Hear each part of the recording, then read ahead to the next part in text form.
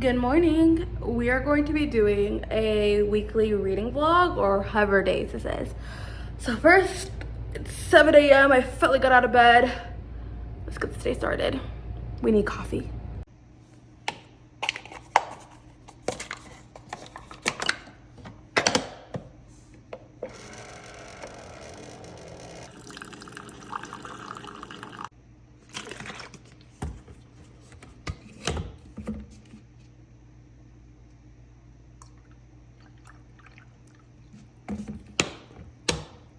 I'm currently listening to Spellbound by Sarah Beth Durst. So I'm gonna continue listening to her as I do my makeup for the day and drink my coffee for the day because we do not want to be up. No, we do not. On the other side, she'd never felt anything like this. It was terrifying and wonderful. She felt as if her blood had become the wind and her breath had become the sea spray. It was easy to be annoyed with him for the way he'd overstepped. But maybe after this, she could forgive him. At least a little. Maybe he was just as awkward with people as she was, in his own way. The men and women on the fishing boats raised their hands in greeting as Keela and Lauren rode by. Lauren waved back. She didn't dare release the mane, but she smiled, and Keela caught her breath. On their sail in the library boat, she and Kaz had been surrounded by as much blue, and her skin was saturated. She had goosebumps all over from the chill of the wind, but she didn't care. She didn't want this to Getting good. Makeup's done for the day. I'm like, let's see, I think a third of the way done with this book so far. Whoa, if my app could open. Yes, I'm about 23% done with listening to Spell Shop, and honestly, it's so cute. This is what I thought, no offense, that the Pumpkin Cafe would be. So cutesy, so just like atmospheric. I'm definitely enjoying listening to it. I don't know how I would feel if I read it actually, but I did get it through the Libby app. So definitely, like, we are only getting books on Audible that we want for a lifetime and that are like big chunkers. Anything else we're getting on Libby through our library because we're not paying for something to be returned. No.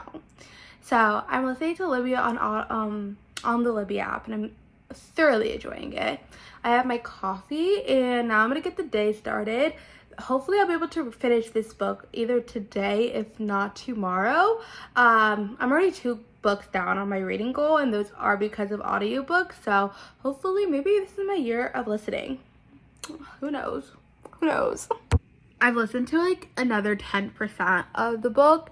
My girl needs to calm down. Like, she is tweaking every second. I understand, like, you just left like a war-torn area. You're collecting these secrets that like the government can come and either or turn you into like a wooden statue. But like anytime someone's nice to her, she's literally freaking out. She's like, oh my god, wait, this is great. Oh wait, hold on. What if they find out I have these illegal books and I'm about to go sell them anyways? Like, it's so funny, but also like it might get a little annoying. So calm down a little. Happy Monday. Doing a little walking this morning. I'm almost halfway through this the Spellbound book that I'm reading, and it's pretty good. It's pretty good, but I did put on hold, and it finally came. The City of Brass by S.A. Chakraborty. I'm sorry if I pronounced that wrong. And I've heard so many good things about it. And it was on one of my favorite booktubers' favorites of the year. So I think I might start listening to that today too. But I really have the goal to finish the Spell Shop today. So we will see. Make sure you do your daily walks for the day. Get outside, get your body moving, and let's conquer. Good morning. It is the next day. I'm currently almost 60% through Spellbook, and it's really, really cutesy, but also I needed to pick up the pace. I'm gonna be real. It's get it to the point where I'm putting that from like 1 time speed to 1.5 times speed. I just need a little bit more to happen, or I just need a little bit something, but hopefully I could finish it today. I really want to finish today so I could start City of Brass, because I've heard such amazing things about City of Brass. I also just requested, I originally read the first book in Robin Hobb's, like Robin Hood series. The name is blanking me, but I believe the first book is Assassin Apprentice. I really, really enjoyed reading that book. I really loved that book. It was a very slow pacing fantasy, but I'm enjoying it. And I've also heard a lot of people, especially YouTubers that I follow, like read the entire Robin Hood series. So I'm definitely, I put on hold the second book in the series, and I felt like I didn't really need to reread the first book just because it's a lot of expedition and I kind of can remember most of the stuff that happened. So I need to go pick that book up today. So I'm excited to start the second book in that series and hopefully continue to read more adult fantasy this year. It's definitely a goal of mine. I also have a goal to start reading more classic literature books. Especially just like books that I haven't been exposed of. So if you have any recommendations, definitely like leave it down below. I would love to hear books that you personally read or heard good things about that I can add to my TBR. But I'll keep you posted on how the end of Spellbook goes. So hopefully I like it. I did not finish the book, so I'm DNFing it for now. It's 2025. We're accomplishing our reading goals, and we're not going to be set back by a book that's like not that interesting to finish. That being said, we are going to be starting. Sorry, I'm like, my iPad is losing its mind. Anyways, we're pausing on the spell shop. It's kind of sad too because I only have a couple days left on this hold, but it's whatever. Maybe I'll come back to it in the next 4 days I have left. But instead, we are finally picking up City of Brass. So I'm going to set you guys down. I'm making some shrimp Alfredo tonight. I'm going to make some Alfredo, listen to City of Brass, and y'all can just chill with me. 1. Nahri. He was an easy mark. Nahri smiled behind her veil, watching the two men bicker as they approached her stall. The younger one glanced anxiously down the alley, while the older man, her client, sweated in the cool dawn air. Save for the men, the alley was empty. Fajra had already been called, and anyone devout enough for public prayer, not that there were many in her neighborhood, was already ensconced in the small mosque at the end of the street. She fought a yawn. Nahri was not one for dawn prayer, but her client had chosen the early hour and paid handsomely for discretion. She studied the men as they approached, noting their light features and the cut of their expensive coats. Turks, she suspected. The eldest might even be a Basha, one of the few who hadn't fled Cairo when the Franks invaded. She crossed her arms over her black abaya, growing intrigued. She didn't have many Turkish clients. They were too snobbish. Indeed, when the Franks and Turks weren't fighting over Egypt, the only thing they seemed to agree on was that the Egyptians couldn't govern it themselves. God forbid. It's not as though the Egyptians were the inheritors of a great civilization whose mighty monuments still littered the land. Oh no, they were peasants, superstitious fools who ate too many beans. Well, this superstitious fool is about to swindle you for all you're worth, so insult away. Nahri smiled as the men approached. She greeted them warmly and ushered them into her tiny stall, serving the elder a bitter tea made from crushed fenugreek seeds and coarsely chopped mint.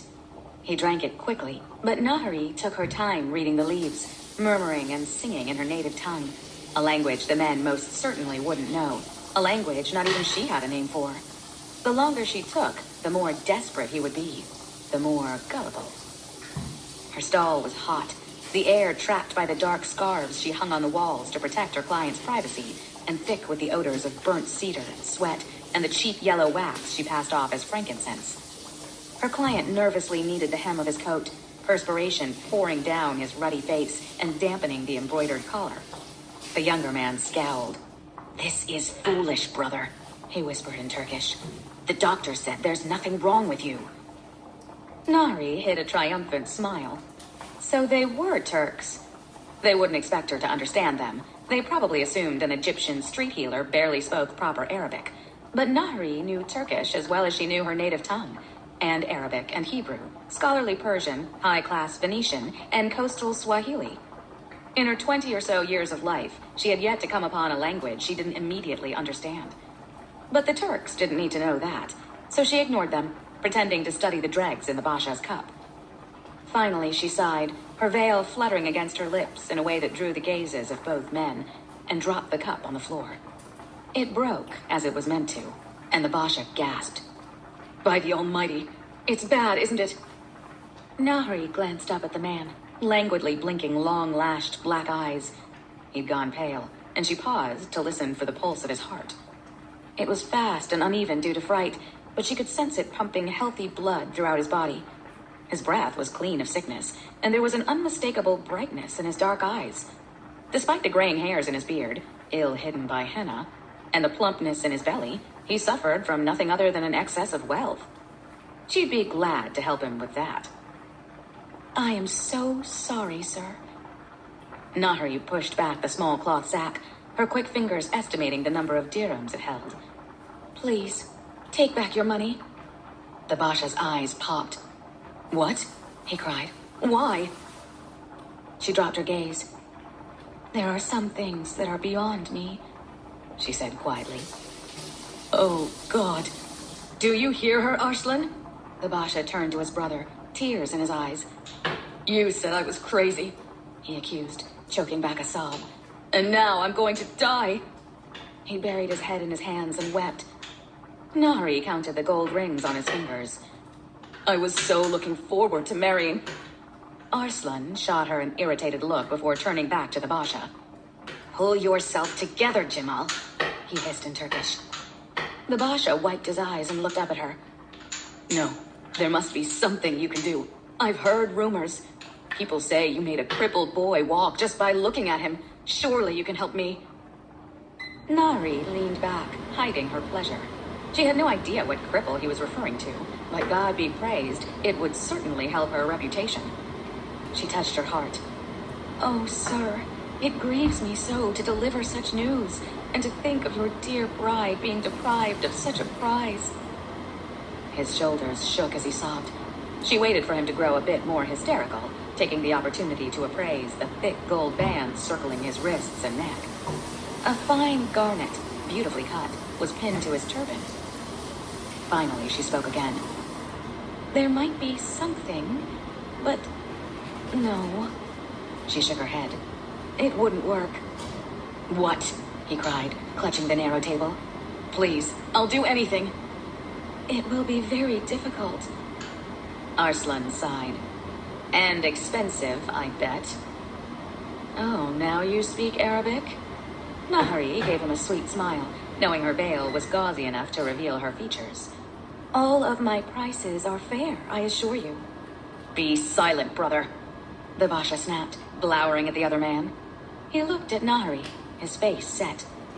Tell me. It's not a certainty, she warned. I must try. You are a brave man, she said, letting her voice tremble. Indeed, I believe your affliction has come about from the evil eye. Someone is envious of you, sir. And who wouldn't be? A man of your wealth and beauty could attract only envy. Perhaps even someone close. Her glance at Arslan was brief, but enough to make his cheeks redden. You must clear your home of any darkness the envy has brought in. How? The Basha asked, his voice hushed and eager. First, you must promise to follow my instructions exactly. Of course. She leaned forward, intent. Obtain a mixture of 1 part ambergris to 2 parts cedar oil, a good amount. Get them from Yagub, at the apothecary down the alley. He has the best stuff. Yagub? Iowa. Ask for some powdered lime rind and walnut oil as well. Arslan watched his brother with open disbelief, but hope brightened in the Basha's eyes. And then? This is where it might get difficult. But, sir... Nahri touched his hand, and he shuddered. You must follow my instructions exactly. Yes, by the most merciful, I swear. Your house needs to be cleansed, and that can only be done if it is abandoned. Your entire family must leave, animals, servants, all. There must not be a living soul in the house for 7 days. 7 days, he cried, then lowered his voice at the disapproval in her eyes. Where are we to go? The oasis at Fayoum. Arslan laughed. Hey guys, it's the next day. I did end up just finishing my Alfredo shrimp. which was delicious. And then I was gonna read some more, but then I just ended up FaceTiming my besties and we watched Love is Blind together, as well as, you know, talk about the inauguration and TikTok ban and everything under the sun. So I'm gonna end the vlog here. Again, thanks for watching if you did. I'm gonna be trying to do some more like multi-day reading vlogs. I'm gonna continue listening to City of Brass today, and I'm gonna try to challenge myself to read something physical. So yeah, watch the next video to see what I watch slash listen to slash read. Also, Love is Blind Germany. Let me know if you guys like want like a video about like breaking that down, because oh my god, it's juicy. It is juicy. Anyways, I hope you guys have a great day and I love ya. Bye.